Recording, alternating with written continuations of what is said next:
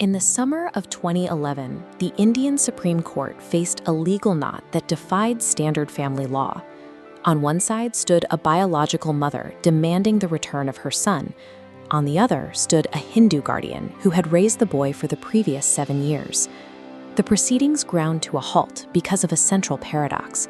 The young boy refused to leave his adoptive guardian to return to his blood relatives. The court had to rule on a highly sensitive question. Does a biological lineage automatically override a lived 7-year emotional bond? To understand how they got here, we have to look back to 2004 in the city of Allahabad. 6-year-old Akbar was walking through a crowded roadside market with his father when they were separated. The father had been drinking heavily. His intoxication left him unaware that his son had wandered off alone into the dark. What shocked the Supreme Court justices years later was the immediate aftermath. Akbar's parents did not file a missing person report with the police. By not notifying the authorities, the parents effectively erased his legal footprint. That negligence created a total vacuum, leaving a highly vulnerable child completely adrift in a dangerous world. Days later, the child surfaced miles away in a public park in Lucknow. A local tea vendor named Aiku Lal heard his cries and took him in. Aiku lived a hand-to-mouth existence selling tea on the street. Despite his poverty, he actively spent his limited money on local television advertisements, hoping to contact Akbar's parents. When the search yielded only silence, authorities suggested turning the boy over to an orphanage.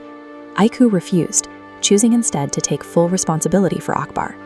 This was a demanding daily commitment. Aiku stretched his meager income to provide food, shelter, and schooling, sacrificing his own comforts to raise the boy as his very own son. But the most remarkable aspect of Aiku's guardianship was a deliberate choice regarding the boy's identity. Although Aiku was a practicing Hindu, he refused to convert Akbar to Hinduism. Instead, he ensured the boy remained connected to his roots, encouraging him to learn the Quran, Islamic prayers, and observe Ramzan. This arrangement drew heavy scrutiny. Neighbors questioned why a Hindu man was raising a Muslim child, pushing him to reconsider. To protect Akbar from this external friction, Aiku made a significant personal sacrifice. He chose never to marry, fearing a prospective Hindu wife would reject the Muslim boy living in his home. Aiku's household rules functioned on a specific principle: that religious coexistence requires the active, daily protection of a child's faith, rather than erasing it to simplify their lives. Years passed and Akbar grew into a teenager. Then, abruptly, his biological parents recognized him from a television segment and resurfaced to demand custody. The dispute escalated to the Allahabad High Court. There, the biological parents leveled a severe accusation, claiming Aiku Lal had kidnapped Akbar to use him as bonded labor at his tea stall. Aiku systematically dismantled their claims. He handed the court meticulously kept school mark sheets and admission documents, proving a documented history of care and education. The courtroom clash became a definitive test of parenthood, forcing the legal system to weigh biological entitlement against years of documented continuous emotional investment. The High Court ruled in Aiku's favor, prompting the parents to appeal to the Supreme Court. There, Justices D.K. Jain and H.L. Datu directed their scrutiny squarely at the biological mother. Her legal position deteriorated.